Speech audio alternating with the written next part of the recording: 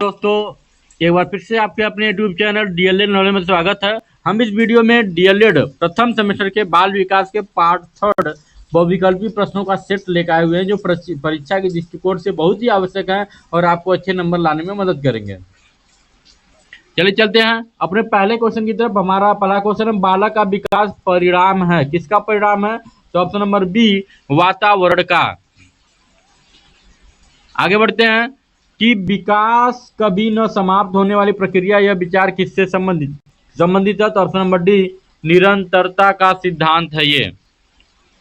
आगे बढ़ते हैं, व्यक्तिगत शिक्षार्थी एक दूसरे से भिन्न होते हैं। तो ऑप्शन नंबर बी, विकास की दर में। आगे बढ़ते हैं कि लॉरेंस कोलबर्ग विकास के क्षेत्र में शोध के लिए जाने जाते हैं। तो नैतिक, ऑप्शन नंबर डी हो जाएगा सही जवाब। आगे बढ़ते हैं, एक अध्यापक की दृष्टि में कौन सा कथन सर्वोत्तम है? तो ऑप्शन नंबर ए, प्रत्येक बच्चा सीख सकता है, सही जवाब हो जाएगा। अगला क्वेश्चन हमारा कि मनुष्य जीवन का आरंभ मूलतः घटित होता है। ऑप्शन नंबर बी, केवल एक कोष में। आगे बढ़ते हैं, गामक विकास से हमारा तात्पर्य मांसपेशियों के विकास से तथा पैरों के उचित उपयोग।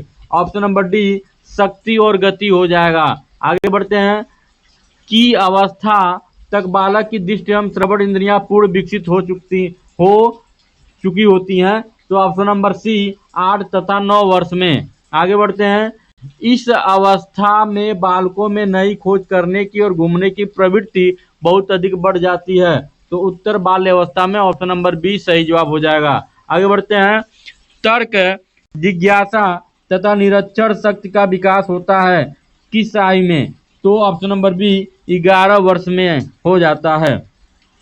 अगला क्वेश्चन है कि ब्रीजेज के अनुसार उत्तेजना भाग है कौन है? तो ऑप्शन नंबर सी, संवेगात्मक विकास का। आगे बढ़ते हैं, बुद्धि परीक्षण निर्माण के जन्मदाता हैं। तो ऑप्शन नंबर डी, अल्फ्रेड बीने हैं। आगे बढ़ते हैं, प्रतिबिंब, अवधारणा, प्रतीक एवं संकेत भाषा, शारीरिक क्रिया और मानसिक क्रिया अंतर्निहित है। तो ऑप्शन नंबर डी, विचारात्मक प्रक्रिया। आगे बढ़ते हैं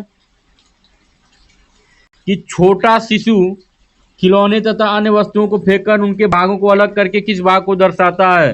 तो ऑप्शन नंबर सी, जिज्ञासा प्रवृत्ति को दर्शाता है। आगे बढ़ते हैं, शरीर के आकार में वृद्धि होती है क्योंकि ऑप्शन नंबर ए, शारीरिक और गत्यात्मक विकास होता है। आगे बढ़ते हैं कि निम्नलिखित में से कौन सा समस्या समाधान की वैज्ञानिक पद्धति का पहला चरण है? जिसका जो सही जवाब हो जाएगा ऑप्शन नंबर बी, समस्या के प्रति जागरूकता। आगे बढ़ते हैं कि वृद्धि का संबंध किससे है? ये आपके लिए होमवर्क रहेगा ये, ठीक है, इसको करके आप कमेंट करके बताएंगे। आगे बढ़ते हैं कि किशोरावस्था की अवधि कितनी है? तो 12 से 19 वर्ष की आयु, ऑप्शन नंबर ए। आगे बढ़ते हैं कि निम्नलिखित में से वंशक्रम संबंधी नियम है। तो ऑप्शन नंबर सी, समानता का नियम। आगे बढ़ते हैं, वृद्धि एवं विकास में क्या संबंध है? तो ऑप्शन नंबर सी, एक दूसरे के पूरक होते हैं। आगे बढ़ते हैं, बाल विकास का सही क्रम क्या है? तो ऑप्शन नंबर सी, बाल्य अवस्था, किशोरावस्था, फिर प्रौढ़ावस्था होता है। आगे बढ़ते हैं, विकास में वृद्धि से तात्पर्य क्या है?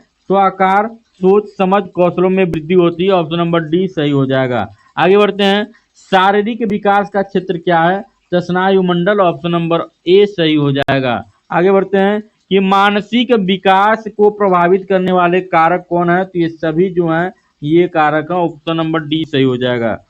सीखने की प्रोजेक्ट विधि किस अवस्था के लिए उपयोगी है? तो ऑप्शन नंबर डी, उपयुक्त सभी हो जाएगा।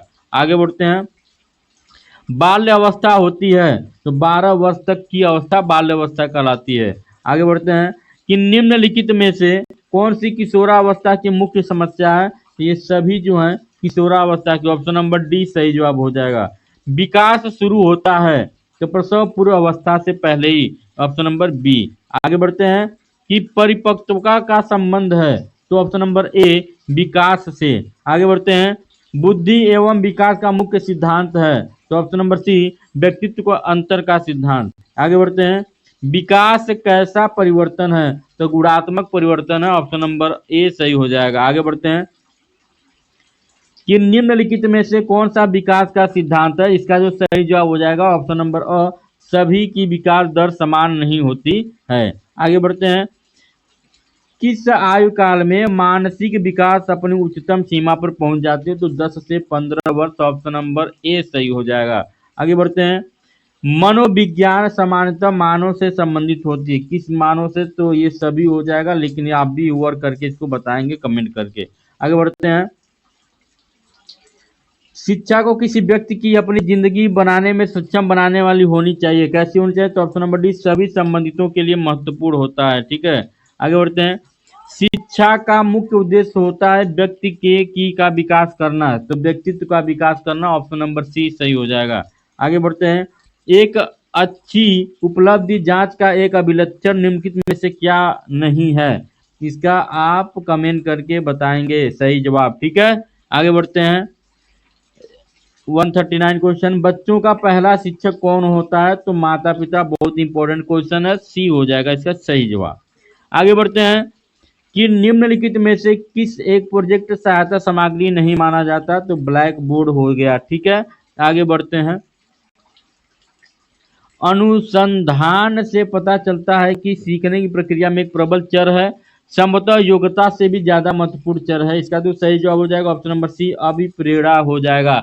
आज का वीडियो यहीं पे समाप्त होता है, मिलते हैं अगले वीडियो में, तब तक के लिए नमस्कार, जय हिंद।